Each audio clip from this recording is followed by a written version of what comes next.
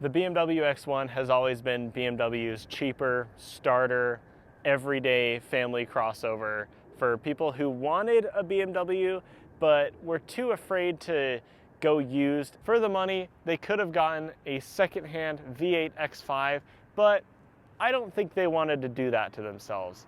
They know about BMW's reputation, especially with the V8s and moving on into later years, so they wanted to just get one that's clean and fresh and new, won't have any problems, and has a warranty. That's what's great about the X1. When it first came out, everyone was like, what is this? BMW doesn't need another crossover. And then we were all reminded, but it's rear-wheel drive. So that first BMW X1 was a rear-wheel drive based car. Kind of looked like an Audi all-road competitor, like it looked more station wagon estate-like, jacked up a little with some plastic cladding, things like that to make it look a little bit more capable. So I think car enthusiasts, at least me, as a whole, just generally accepted it. And then the second generation X1 came out, which was a lot more blobby and based on a Mini Cooper, and you didn't need to be told that to notice because you get inside and there's a lot of Mini Cooper stuff. The most noticeable of which was the gear selector, which was different from every other BMW, but the exact same as, let's say, Mini Countryman, because it's the same car. Now, I think this is probably the same case. This is the new third generation BMW X1. I've been waiting to review one of these ever since they came out, but demand for these have been so high because it seems reviews have been good.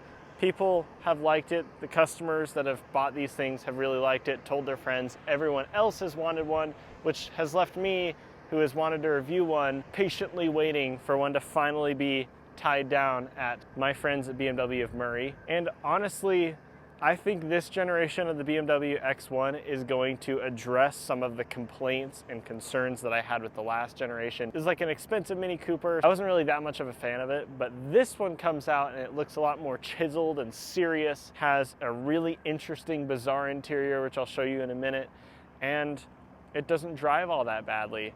So let's have a look around the new BMW X1. So this thing starts at $39,000, which makes it BMW's cheapest model, I believe. Could be the 2 Series Grand Coupe, honestly. Who's buying that? It has a 2-liter twin-power turbo 4-cylinder engine that makes 241 horsepower, which I think is a little bit more than in the 2 Series. In this, the xDrive 28i model. But you can step up to the M35i model with more horsepower, just like the 2 Series Grand Coupe has an M235i. If you are in the market for one of these things and you want to know about trim packages, levels, appearances, things like that, there is the standard trim, which is where you start out, and it looks kind of basic, designed to look a little bit more rugged, like it can handle an off-road trail. Although I imagine that any X1 that has been faced with any surface other than what we have that we're standing on right here has likely peed its pants in terror. Don't think that was their intention with this car, or any of their cars, to be honest. But the people who buy these cars don't necessarily care about capability. They want it to look like it can handle these trails, which is why on the X-Line trim, which is what this car is, it's got what looks like plastic cladding from afar. It's designed to look like it, but it's actually painted black. It's actual paint, so you wouldn't want to run some branches along this on an off-road trail. It's just funny because on the X-Line trim, this is designed to look like plastic cladding, which is probably cheaper, but it's actually painted over. So it's designed to look cheap and rugged, yet it's more expensive and not rugged. When you think about it, it's a little weird. But if you understand the point of this car, that it's not designed to go off-road and you're not trying to pretend like it's a car that's going to go off-road, then you can get the M Sport trim, which is definitely a lot more sporty looking for on-road performance, which again, none of these things are going to venture more than 5 feet off-road. So honestly, I think that's the one that I would get, because this one is a little bit too much like playing pretend for me. And I'm an adult, I would never. Around the back, I think, is where the styling, I'm not a big fan of this angle that it takes. Like the rear window ends and then it just has nothing to lead off of. So the bodywork kind of goes inwards. The proportions of it seem a little odd, but I do really like that spoiler up top, which is sleek, subtle, not really noticeable, but when you look at it, it looks really cool. and those chiseled taillights below. But you'll notice back there, there isn't a styling emphasis on exhaust tips, which is very unusual for cars these days, especially cars from German premium brands like Audi, who likes to put fake exhaust tips on their cars, which I think is shameful. This, I think, subjective, because we're talking about styling and my personal preference, this is one of BMW's best looking cars right now, which I can't believe I'm saying that until you remember that they also make the XM, they also make the 4 Series. I mean, look, you'll notice, I didn't even talk about it, but you'll notice these grills, I mean, they're huge. Okay, they are huge grills, but they're the correct shape this time. So they're making some progress. They're going back to where they should be. They're kidney grills again, just whale kidneys, not human kidneys. They're whale kidneys. Let's talk about practicality. All right, we know how it works at this point. Let's start with the boot. Yes, power operated, which is nice because again, this is their lower end crossover SUV. Underneath here, you have a spare tire and all your tools for when your timing chain goes, because that's an X1 thing, I think, from the first generation. I've probably overused that joke at this point. And you got a 12-volt cigarette style outlet on the right. On the left, you've got a net. Very interesting. Also, there are these weird holes right here in the trunk liner. Not sure what they're there for. Probably some useful purpose, but it's a little weird to just see them there. I want to know if I can fold down these rear seats, but I genuinely do not know how. These rear seats look like they fold down. Can I fold the rear seats down? Oh, right here. Wait, okay. So after looking around the car for a solid 5 minutes trying to figure out how these rear seats fold down, it's a loop that's on the rear seats themselves. Not like a latch like it has been back here in the past, not a latch on the back seat, which they've done as well. It's just a random unmarked loop on the rear seat that you have to just know is there. I mean, granted, most people are smarter than me, but it took me a second to find it. But that doesn't alone drop the rear seat. You have to pull the loop and then push the rear seat down. So you should hope that you have nothing in your hands, because it's not like you're loading anything into the back or anything. Don't understand the logic there.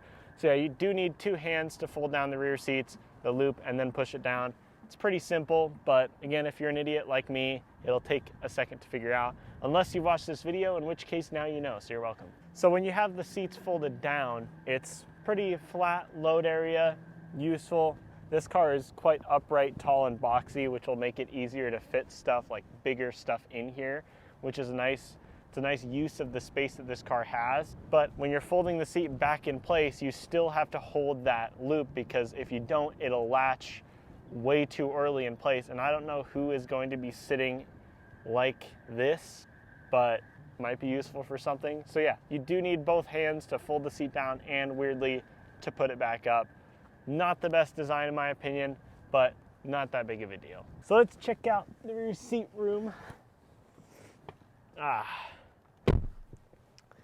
And it's worth noting at this point, like I always do, that I'm 6'3", so I'm quite tall. I've got plenty of leg room up here. Well, maybe not plenty, but I've got enough, more than you would expect for a car of this size. Enough headroom as well, just barely on both sides, but it's definitely fine. You can't really stretch out back here for long road trips, so you could get a little bit stiff after a while.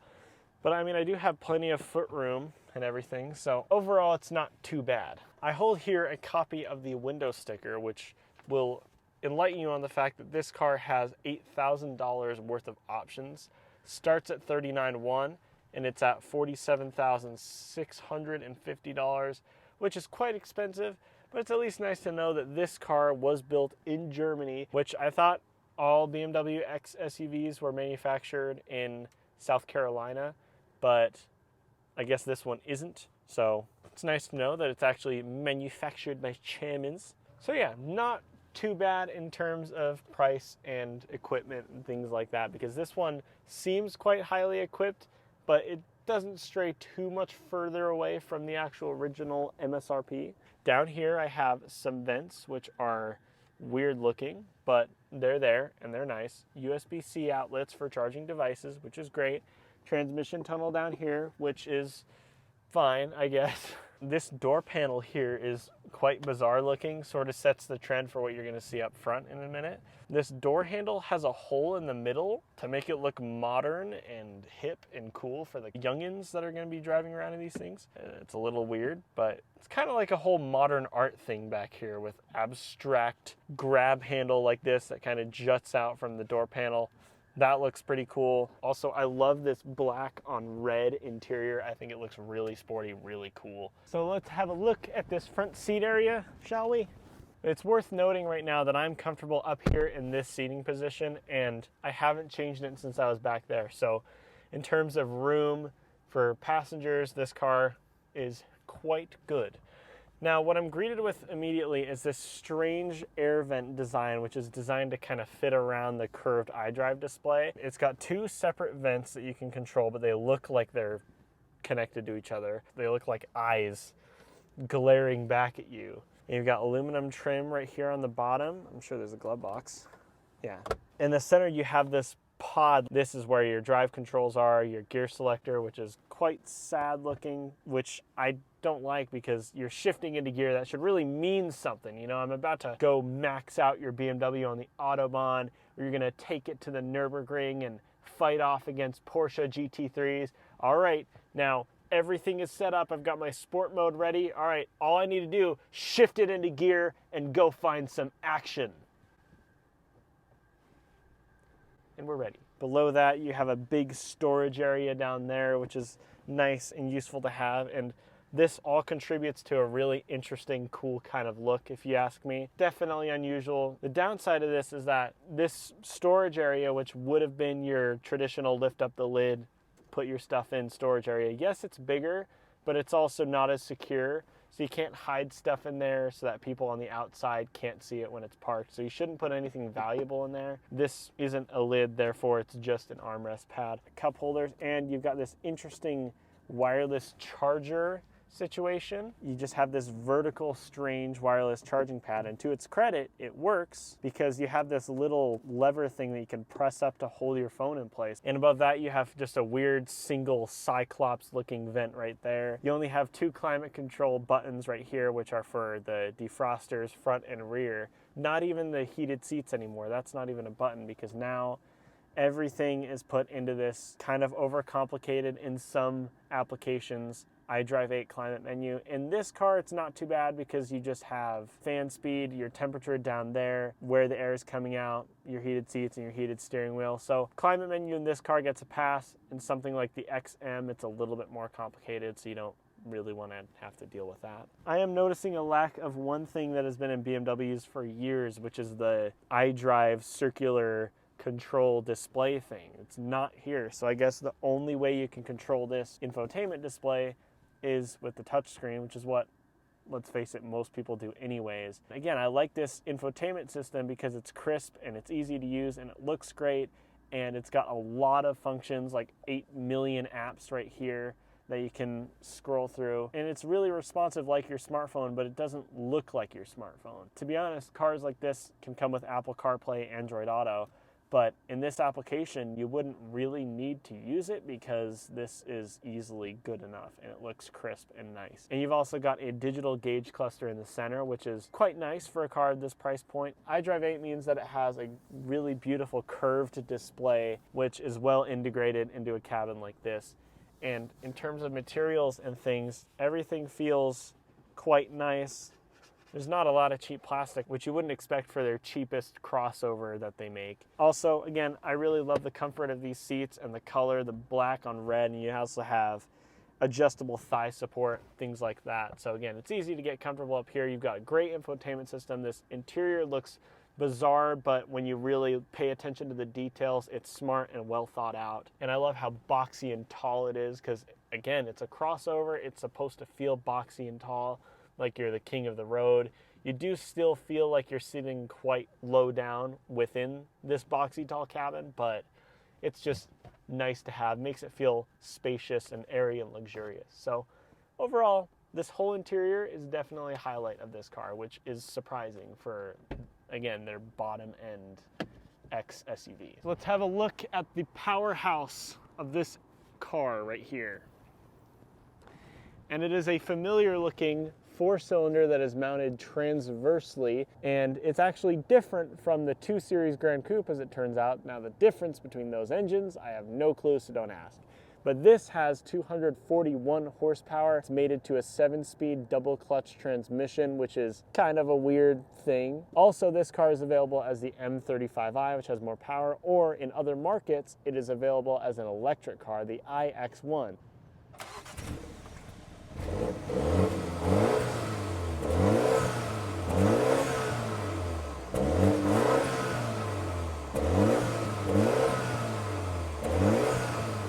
Notice is that if you walk away from the car too far when the car is running and the key's in your pocket, the car honks at you almost as if to say, "Idiot, you left your key in the car, but your car is still on. Come back and turn your car off, dumbass." I have heard complaints about this transmission. I don't really think the transmission's that bad at all. Honestly, I didn't know it was a dual clutch until I read that it was a dual clutch. It shifts instantaneously like a dual clutch should. It does creep forward, unlike previous BMW dual clutches, which is always my biggest complaint with them. I mean, I wish I had a manual mode, I wish I had paddles, but I don't really have any complaints about the transmission yet. All right, let's feel that 240 horsepower, shall we?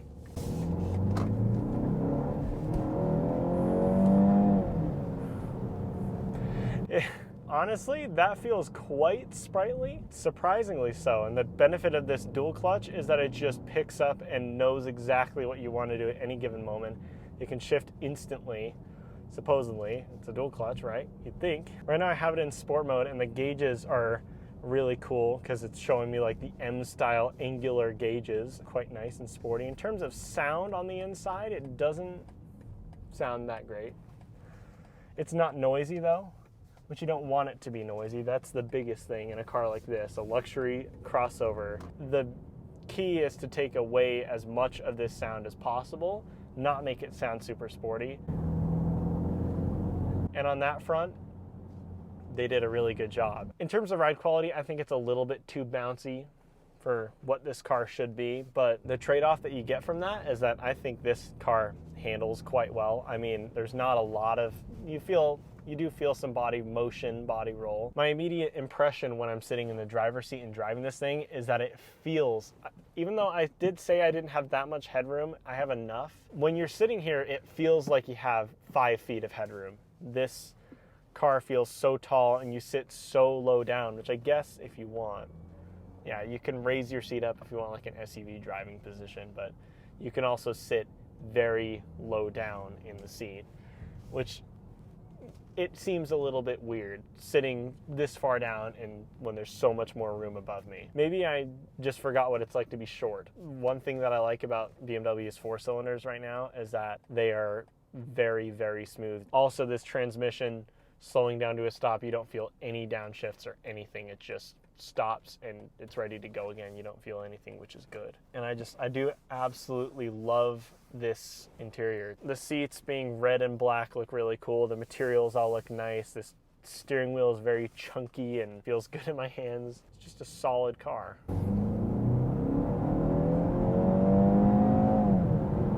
All the way to like 6,500 RPM. Almost, it feels like it's revving up to like 8,000 RPM. From a standstill, it doesn't feel very fast. On kickdown, it definitely goes pretty well. It's a very luxurious car, I think, for $40,000, 100%. It's hard to convince myself that it's just $40,000.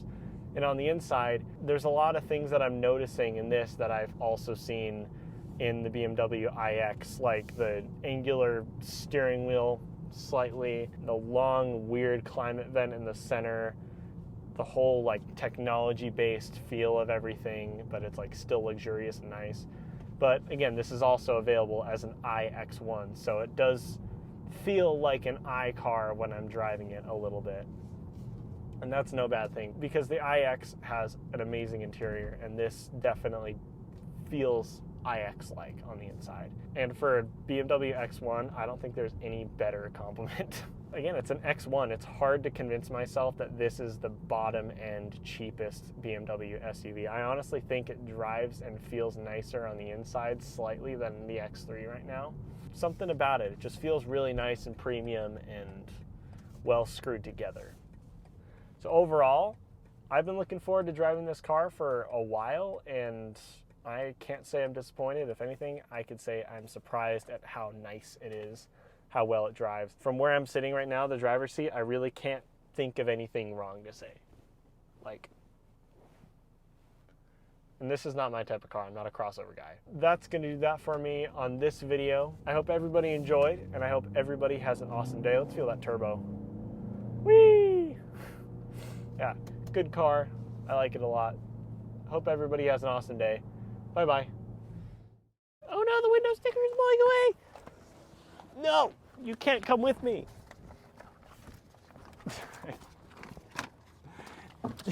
No. This window sticker does not want to go back in the car. I'm going to put it down there. Okay, there we go. Jesus.